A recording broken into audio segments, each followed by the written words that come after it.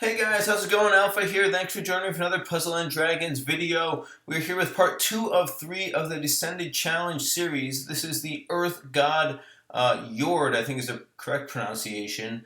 And I'm tackling this with Awoken Freyr and Greatest Enemy Rao. So I was trying to do some different team makeups for this Descended Challenge series, and here is a pretty cool team makeup. You get a boost in both hit points and recovery by using the combination of these two leaders, and Awoken Freyr does an extra attack boost whenever you use a skill.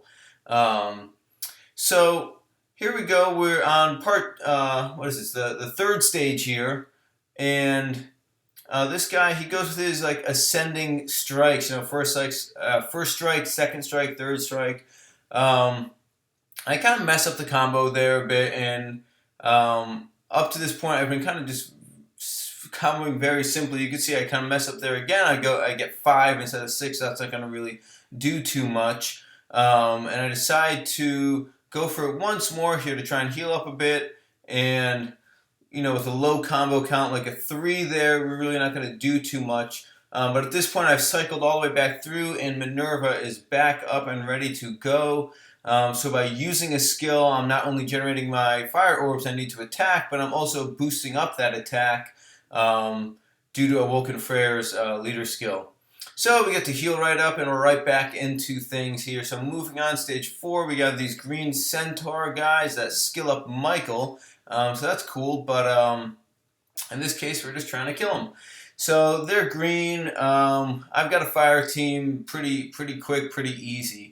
So here we have Freyja, and again, she has a green attribute first, and as a fire team, I'm going to be doing double damage. I use Awoken Freyr there as well, and I'm pretty much setting up for my final stage here already. So what I'm doing here is just setting up a big attack. I'm using both a TPA and a row, cascading down, getting a few Skyfalls, and that's definitely going to take out Awoken Freyja there. I guess that's not Awoken Freyja, it's whatever, one of the other forms. And here we go, we have Jord, and since I already have that boost up, I'm able to do a bit of damage, but with the skill cooldown there, I kind of have to hang tight and wait a bit to get my skills back up. So I'm just kind of messing around and killing off some orbs, trying to generate some fires, and just kind of waiting for my skills to get back up. So there we go. We get a few skills up. Unfortunately, obviously, Freyr's attack boost is gone by now, but I can kind of pile up a bunch of fire orbs here, and you can kind of sense what's coming. Putting together a TPA and 2 rows of fire is definitely going to take out Jord there. And if not, she was delayed anyways because she doesn't have a status shield. So there goes Earth God with Awoken Freyr and Greatest Enemy Rao, which means next we're going to be tackling Xuanzang's party. I'm probably saying that wrong, but that's okay. I know this is like a pretty typical team, and I was trying to do atypical teams, but it's definitely not a team I run often. I'm just kind of getting the hang of using a Yomi Dragon team, which requires you to make a match of 5 with 1 orb being enhanced.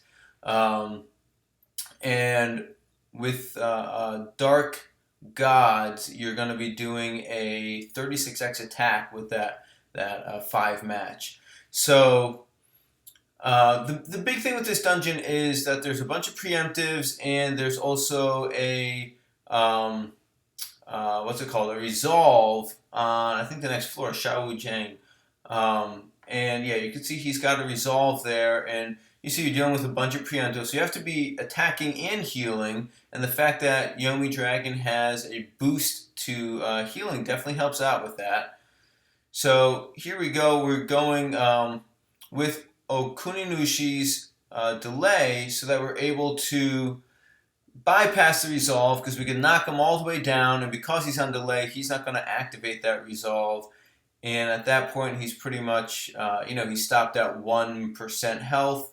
So I decide to go ahead and save up my Dark Orbs, just attack with sub-attributes, and it's definitely enough to take him out. So moving on, we have Sun Wukong, who, I've got a bunch of orbs already on the board, so it's really not going to be much of a challenge here. We put together our match of 5 with another match with a couple of Skyfalls. Sun Wukong is out of here. So now we have Dark Xuanzang. And let's see, he will absorb light, which doesn't really bother me too much because I'm primarily dark and I could just go out of my way to make sure I don't match any light, just like that. But then, of course, I'll end up sky falling into some light. So that means the one shot will not be happening here because Yomi Dragon. Because when you attack, if you don't know, you attack from left to right on your team. First, the primary attribute, then the sub attribute. So if your team, your friend lead has a sub attribute that is being absorbed and it matches, you will never kill the monster you're attacking. Thankfully, I matched just up at the top and was able to get rid of Dark Xuanzang, and now we have the light version. I do my 5 match in a corner, which is kind of cool. I like that you're able to set up those 5 matches any way you'd like, in a straight line, in a corner, in a cross, in a T, whatever. It kind of allows you to play with the board a bit. But anyways, being as I popped a few actives there, had a bunch of enhanced orbs, did a 5 match, a TPA, and then a blob, and that was definitely enough.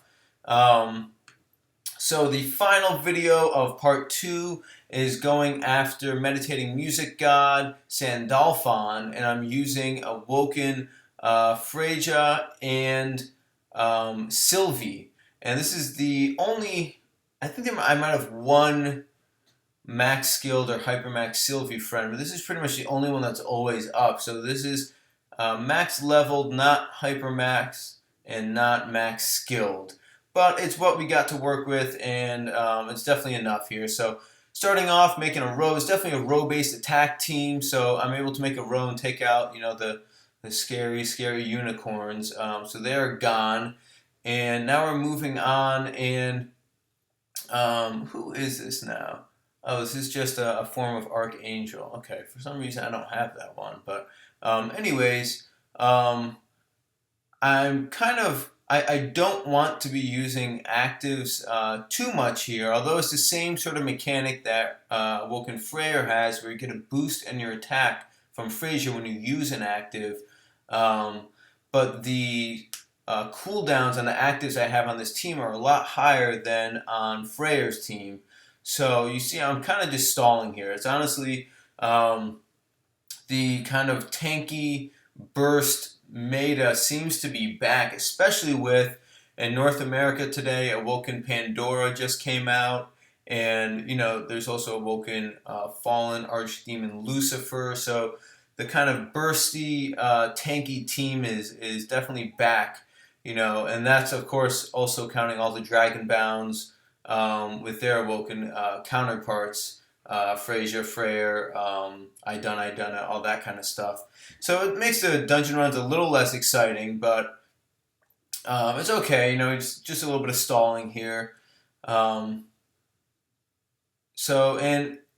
I'm stalling here, and I'm stalling just to get Sylvie's active up because, again, I'm trying to figure out the order of actives I want to use. This was, of course, the one angel I didn't want to see, Uriel, because now I'm going wood on fire, which puts me at a disadvantage.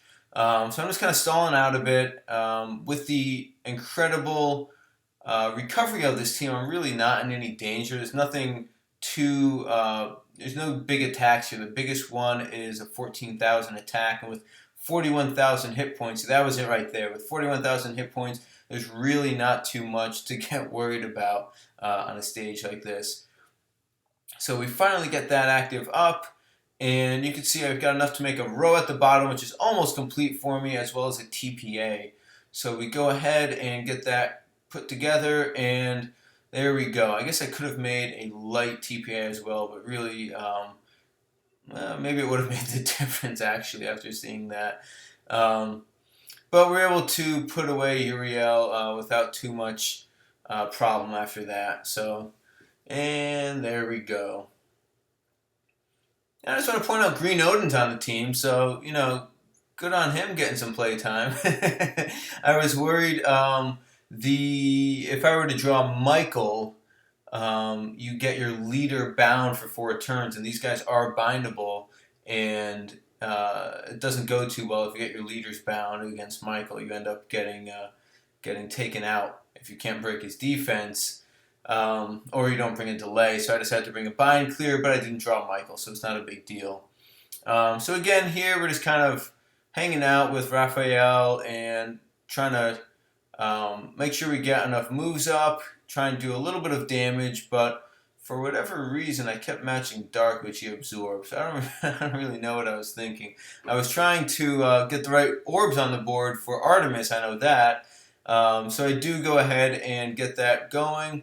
And again, you can see here, since we have the 2-turn attack boost, we kind of get to set up for the final stage on the second to last stage by bursting right through Raphael, and we get to the final stage.